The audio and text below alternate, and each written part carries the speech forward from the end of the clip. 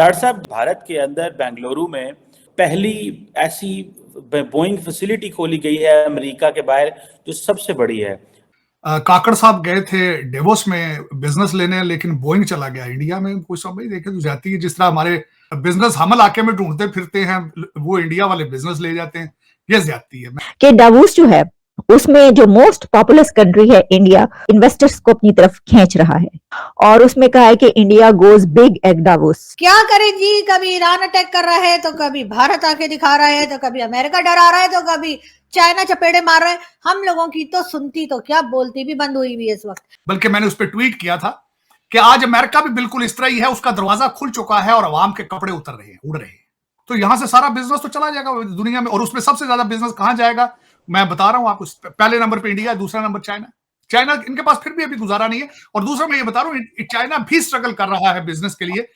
During the past 10 years में सिर्फ economic level पे नहीं, अपनी जनता की अपलिफ्टिंग के हवाले से नहीं, वर्ल्ड स्टेज पे भारत को जिस तरह आन खड़ा किया है, उन्होंने हर वॉक ऑफ लाइफ में भारत को उस स्टेज पे खड़ा किया है कि अब भारत के लिए सभी गले और बाहें अपनी फैलाए वर्ल्ड लीडर बैठे हुए हैं।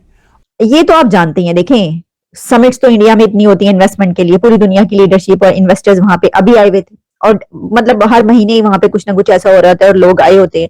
आज की वीडियो काफ़ी इंटरेस्टिंग होने वाला है, क्योंकि इस वीडियो में पाकिस्तानी एनालिस्ट कमर चीमा और पाकिस्तानी ओरिजिन के यूएस के नागरिक साजिद तरार बात कर रहे हैं अभी जो लेटेस्ट घटना हुई पाकिस्तान के साथ कि ईरान ने उस पर अटैक किया।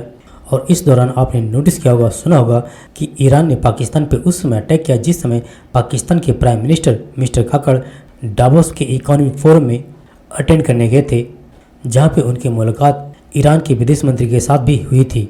यानी पाकिस्तान तो गया था डावोस में इकोनॉमिक फोरम अटेंड करने ताकि वहाँ से कोई बिजनेस मिल सके, लेकिन पाकिस्तान को मिला क्या? और आप सब हम जानते हैं कि पाक पीएम और ईरान के विदेश मंत्री के मीटिंग के फ़ौरन बाद ही ईरान ने पाकिस्तान पे अटैक कर दिया। तो यहाँ पे पाकिस्तानी मीडिया ये भी डिस्कस कर रही है कि एक तरफ जहाँ पे भारत के अंदर अमेरिका की सबसे बड़ी एविएशन कंपनी बोइंग का मैन्युफैक्चरिंग प्लांट इंडिया में खुल रहा है, यानी अमेरिका से बिजनेस इंडिया में आ रहे हैं, तो वहीं पर पाकिस्तान को क्या मिल रहा है?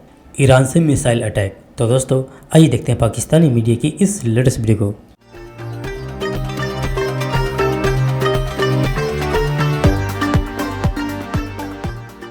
तार साहब, दो तीन बातें करनी है। एक तो बात यह है कि भारत के अंदर बेंगलुरु में पहली ऐसी बोइंग फैसिलिटी खोली गई है अमेरिका के बाहर, जो सबसे बड़ी है, जिसे Boeing Indian engineering and technology centre कहा जा रहा है, जो कि 1600 करोड़ में और 43 एकड़ में जो ये फैसिलिटी लगाई जा रही है। तार साहब, कहा जा रहा है कि इंडिया को 2000 के करीब जो है वो जहाज़ों के ऑर्डर उन्होंने दे दिए हैं। हम तो शुक्र कर रहे हैं कि हमारे यहाँ जंग ना हो, जिसका हमें इस पर भी थोड़ा कमेंट कीजिएगा। साथ में उस पर भी बात करनी है कि फ्रेंच प्रेसिडेंट आ रहे हैं, सुना है भारत और राफेल खरीद ले। लेकिन तार साहब, how do you see this? मैं शुरू तो मैं इस पे करना चाहूंगा, हमारे साथ पाकिस्तान के साथ बड़ी सख्त ज्यादती हुई है। काकड़ साहब गए थे डेवोस में बिजनेस लेने, लेकिन बोइंग चला गया इंडिया में। कुछ बिजनेस हम इलाके में ढूंढते फिरते हैं, वो इंडिया वाले बिजनेस ले जाते हैं। ये ज्यादती है, मैं भाई देखे तो ज्यादती है। जिस तरह हमारे फ्यूचर प्राइम मिनिस्टर कहते हैं कि चंद्रयान हमने भेजना था, चला इंडिया का गया है। चीमा साहब, दूसरा ये है, जो मेरे इस पे कमेंट्स हैं वो ये हैं कि जाहिर है बोइंग अब भारत में बनेगा, उसकी वजह ये अमेरिकन तो काम करने से जवाब दे गए। वो तो बिल्कुल इस वक्त देखा अमेरिका शट डाउन पड़ा है। अमेरिका के अंदर जिस तरह मैंने आपको एक अर्ज की थी कि इलॉन मस्क ने आज से तकरीबन 6 महीने 7 महीने पहले कहा था कि अमेरिकन जो है वो काम पे ना आने के लिए एक्सक्यूजेस ढूंढते हैं, जिस तरह वर्क फ्रॉम होम है। और चाइना में उनके प्लांट जो है वो 6 दिन लोग काम करते हैं, 9 घंटे काम करते हैं। बल्कि इलॉन मस्क ने कहा था कि मेरे जो प्लांट चाइना में है 24 घंटे चल रहे हैं। तो दुनिया मैन्युफैक्चर करेगी, अमेरिका तो अब यहाँ पे सिर्फ मरवाना पिएगा। तो जाहिर है जब बोइंग के ये हालात होंगे यहाँ पे, जिस तरह आपने खुद फरमाया, मैंने अगले दिन जो लिस्ट आई है कि दुनिया में तैयारों की सबसे ज्यादा नंबर किसका, सबसे पहले इंडिगो, जो कि इंडिया की एयरलाइन है, सबसे पहला नंबर उनका था। अमेरिका में कोई इस वक्त तैयारा नया नहीं खरीदा जा रहा, कुछ भी नहीं हो रहा। और उड़ते जो तैयारे हैं उनके दरवाजे खुल रहे हैं। आपने देखा होगा अलास्का एयरलाइन का तैयारा उड़ रहा था, उसका दरवाजा खुल गया, बच्चे की शर्ट भी उड़ गई उसमें। बल्कि मैंने उस पर ट्वीट किया था कि आज अमेरिका भी बिल्कुल इस तरह ही है, उसका दरवाजा खुल चुका है और अवाम के कपड़े उतर रहे हैं, उड़ रहे हैं। तो यहां से सारा बिजनेस तो चला जाएगा दुनिया में, और उसमें सबसे ज्यादा बिजनेस कहां जाएगा मैं बता रहा हूं आपको। पहले नंबर पे इंडिया, दूसरा नंबर चाइना। चाइना इनके पास फिर भी अभी गुजारा नहीं है, और दूसरा मैं ये बता रहा हूं चाइना भी स्ट्रगल कर रहा है बिजनेस के लिए। तो बिल्कुल ये बोइंग बहुत बड़ा, मैं समझता हूं मुबारकबाद देनी चाहिए भारत को कि उन्होंने ऐसी इन्वायरमेंट क्रिएट की है भारत के अंदर कि ताकि इंटरनेशनल कम्युनिटी जो है वो अट्रैक्ट हो पहले। और ये एक दिन में नहीं हुआ, ये कि इट्स अ प्रोसेस होता है। You have to create an environment जिसमें सबसे ज्यादा जरूरी लॉ एंड ऑर्डर होता है।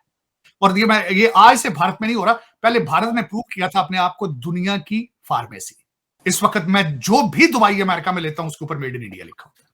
ये मैं समझता हूं कि भारत की तरक्की में तकरीबन पिछले 20 या 25 साल आप कह सकते हैं कि उनकी ये एफर्ट थी। एफर्ट तो बहुत पुरानी है, बुनियादें तो उन्होंने रख दी जब इंडियन इंस्टीट्यूट ऑफ टेक्नोलॉजी बना दिया था, इंडियन इंस्टीट्यूट ऑफ मैनेजमेंट जब बना दिया था उन्होंने, बुनियादें तो शुरू हो चुकी थी उस वक्त ही, लेकिन आज उसका फ्रूट सामने आ रहा है। और साथ ही इस पे मैं ये भी बताना चाहूंगा कि आपने जिस तरह बताया कि इमैनुअल मैक्रों आ रहे हैं जनवरी 6 इंडिया रिपब्लिक डे के ऊपर, यहाँ पे ये भी बताना चाहूंगा दुनिया के अंदर ये इन्विटेशन पहले हमारे बुजुर्ग जो प्रेसिडेंट हैं उनके लिए भी थी, लेकिन उनको ओबामा ने कहा होगा नहीं शायद आप ना जाएं, क्योंकि इस वक्त गवर्नमेंट तो ओबामा साहब चला रहे हैं,